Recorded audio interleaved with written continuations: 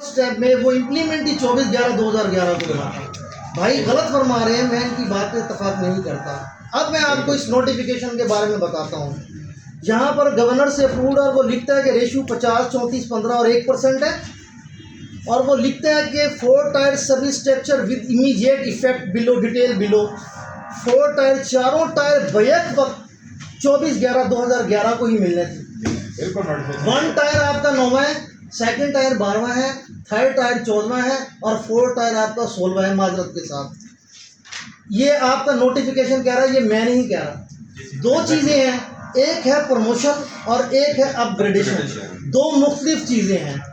Upgradation जब तक नहीं होगी, अब आपका एक ये 9वां स्केल है, ये उससे बड़ा आ गया 12वां, ये उससे बड़ा आ गया 14वां।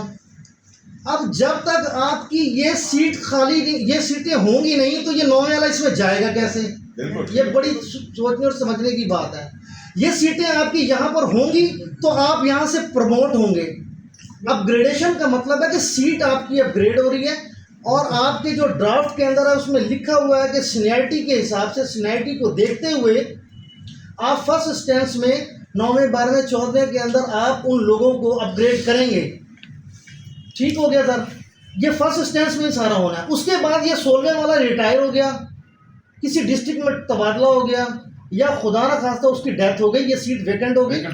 14 की जो सीनियरिटी होगी उसमें से जो टॉप पर होगा वो बंदा, उसने क्राइटेरिया भी पूरा किया होगा 5 साल, और उसने 2 हफ्ते या 4 हफ्ते का कोर्स भी किया होगा, देन वो प्रमोट होगा इस सीट पे, क्योंकि ये सीट पहले से ऑलरेडी अपग्रेड है।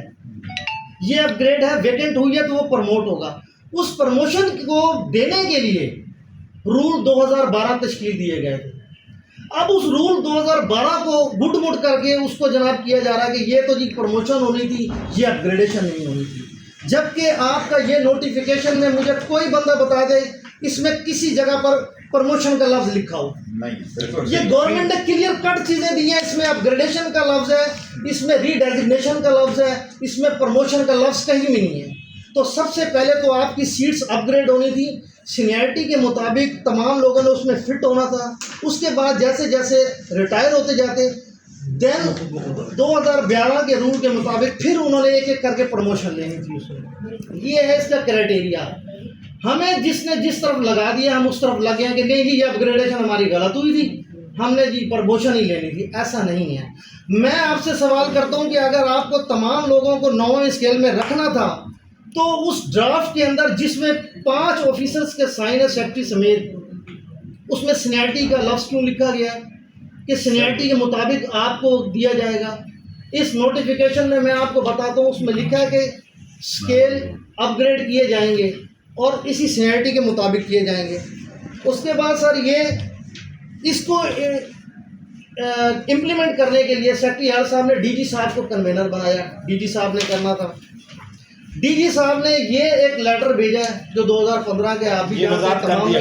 ये वजाहत मैंने कर दिया। अब ये डीजी साहब को जब कन्वेनर बना दिया सेक्रेटरी साहब ने, अब डीजी साहब इसको ब्रीफ कर रहे हैं पूरे लेटर को भेजकर पूरे पंजाब के अंदर कि आपने इसको इस तरीके से इम्प्लीमेंट करना है। वो लिख रहे हैं वाज़े तौर पे, the example format for upgradation of allied health as approved ratio 100 50 34 15, और उन्होंने ये एग्जाम्पल के तौर पर ये टेबल बना दी है और इसमें वाज़े तौर पे लिखा है कि 100 सीटें अगर होंगी तो वो किस तरीके से डिस्ट्रीब्यूट होंगी, किस तरीके से अपग्रेड होंगी।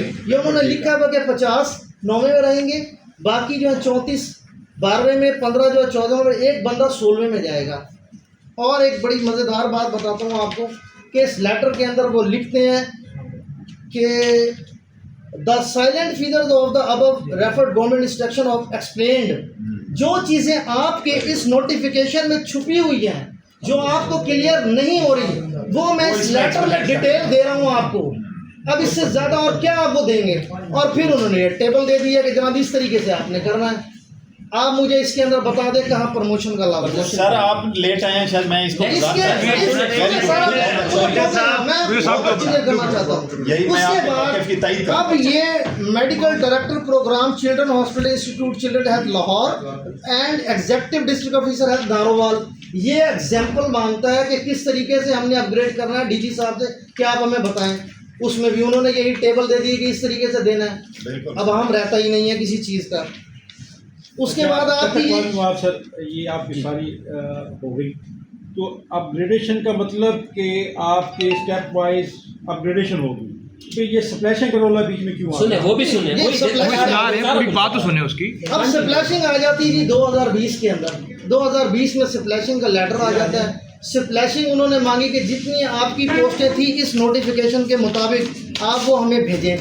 अब क्लरिकल स्टाफ ने बदमाशी की, उन्होंने अपने अपने डिस्ट्रिक्ट में जिस जिस तरीके से जैसे जैसे थी उन्होंने वैसे वैसे बना के भेज दी।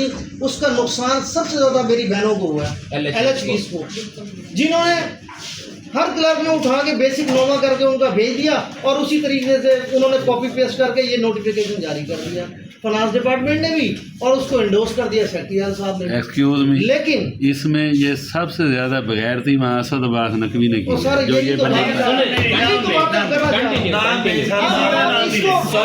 अगर सर हम इस चीज को भी देखें, मेरे कैडर था मैं क्यों ना करा, सारा पट्ठा बैठाता